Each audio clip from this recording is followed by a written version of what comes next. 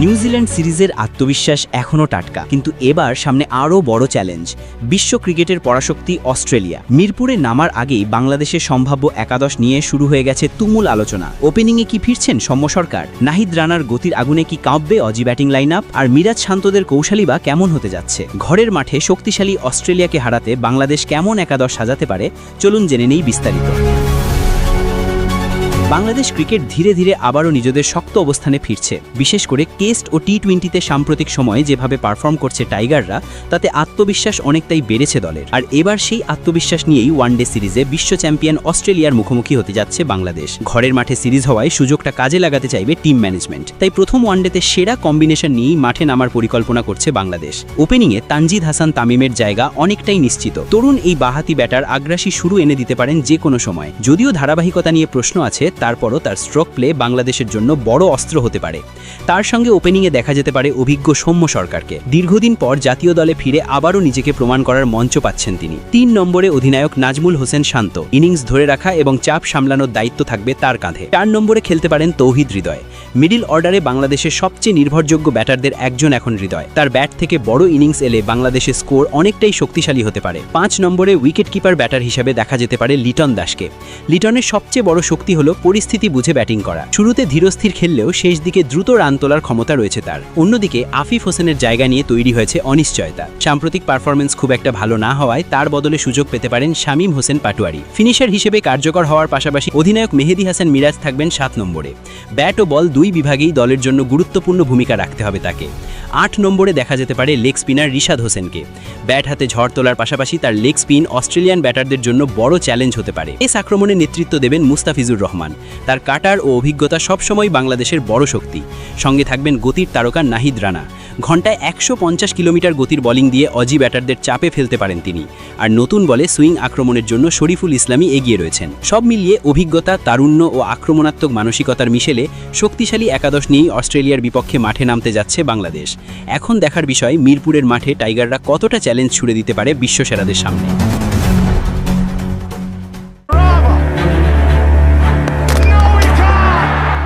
এবার mission Africa মহাদেশ। জিম্বাবুয়ের মাটিতে আবারও বাঘের গর্জন তুলতে নামছে বাংলাদেশ। দীর্ঘ এই সফরে টাইগারদের জন্য অপেক্ষা করছে টেস্ট, ওয়ানডে আর টি-20-র ত্রিমুখী লড়াই। একটি টেস্ট, 3টি ওয়ানডে আর 3 টি-20-র লম্বা সফরে যাবে বাংলাদেশ। ঘরের মাঠে পাকিস্তানকে 2-0 ব্যবধানে হারিয়ে ঐতিহাসিক টেস্ট সিরিজ জয়ের আত্মবিশ্বাসে এখন বাংলাদেশ তুঙ্গে। আর সেটাই যেন সবথেকে বড় শক্তি। আর এই ফুরফুরে মেজাজে আগামী জুন মাসে জিম্বাবুয়ে সফরে যাচ্ছে বাংলাদেশ দল। পাকিস্তানের মতো শক্তিশালী দলকে হারানোর পর টাইগারদের মনোবল এখন আকাশচুম্বী। তবে প্রশ্ন হচ্ছে, জিম্বাবুয়ের চেনা কন্ডিশনে এই আত্মবিশ্বাস কি জয়ে রূপান্তর করতে পারবে বাংলাদেশ?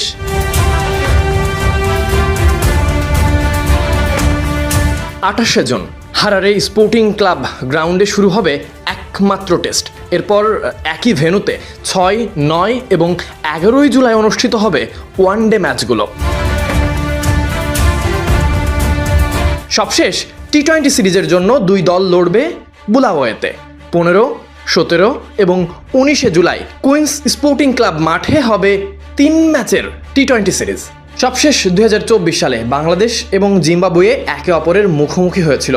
2 দলের টেস্ট সিরিজ 1-1 সমতায় শেষ হয়েছিল। তার আগে 2022 সালে নিজেদের মাঠে বাংলাদেশকে ওয়ানডে এবং টি-20 সিরিজে হারিয়েছিল জিম্বাবুয়ে।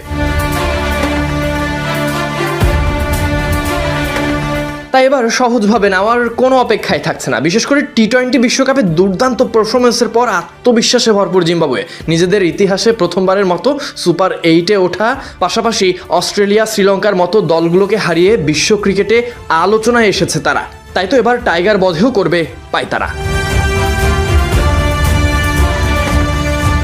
জিম্বাবুয়ে ক্রিকেটের ম্যানেজিং ডিরেক্টর গিবমোর ম্যাকনি বলেছেন, বাংলাদেশের বিপক্ষে এই সিরিজ তাদের জন্য খুবই গুরুত্বপূর্ণ। ঘরের মাঠে আবারও আন্তর্জাতিক ক্রিকেটে ফেরার উচ্ছ্বাস দেশটির ক্রিকেট সমর্থকদের জন্য। আগামী জুন জুলাই পূর্ণাঙ্গ সিরিজ খেলতে জিম্বাবুয়ে সফরে যাচ্ছে বাংলাদেশ। একটি টেস্ট, 3টি ওয়ানডে এবং 3টি টি-20 ম্যাচ, এভাবেই সাজানো হয়েছে পুরো সিরিজ। এখন অপেক্ষা মাঠের লড়াইয়ের। আফ্রিকার মাটিতে কেমন করে টাইগাররা, সেটাই দেখবে বাংলাদেশি সমর্থকেরা।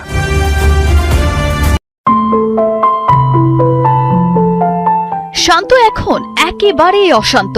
মান অভিমান, ক্ষোভ, আক্ষেপ সব ভুলে একটা পরিবারের দায়িত্ব তার কাঁধে।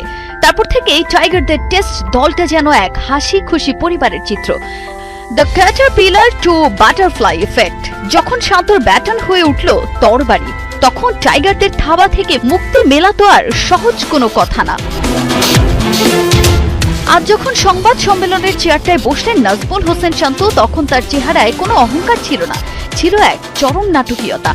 অথচ কদিন আগেও পরিস্থিতি এমন ছিল না।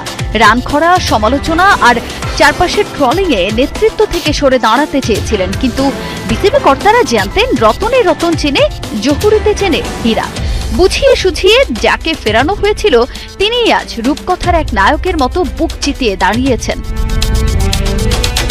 সবাই যখন ভেবেছিল শান্তর অধ্যায়টা শেষ, ঠিক তখনই টেস্ট ক্রিকেটের সবুজ ঘাসে তিনি ঘটালেন এক অবিশ্বাস্য ফিনিক্স পাখির মতো পুনরুত্থান। মুখের কথায় নয়, শান্ত নিন্দুকদের জবাব দিয়েছেন মাঠের পারফরমেন্সে, জাদুকরী পরিসংখ্যানে। শুধু নিজের ব্যাটে আলো ছড়িয়েছেন তা তো না, দলকেও এনে দিয়েছেন ক্যাপ্টেন হিসেবে টেস্ট ইতিহাসের সবচেয়ে বেশি সাফল্য।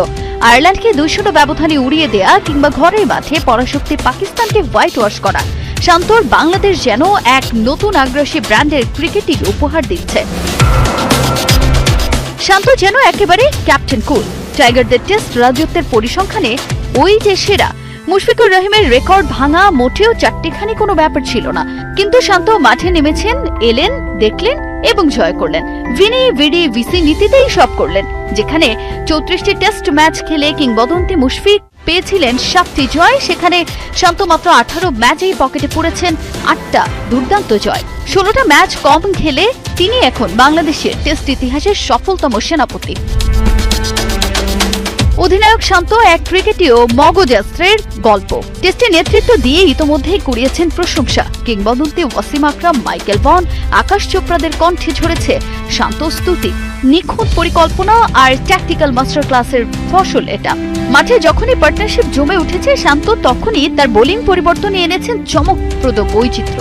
আয়ারল্যান্ড ও পাকিস্তানের বিপক্ষে সিরিজে তার ফিল্ডিং প্লেসমেন্ট ছিল চোখে পড়ার মতো ক্ষুরোধার।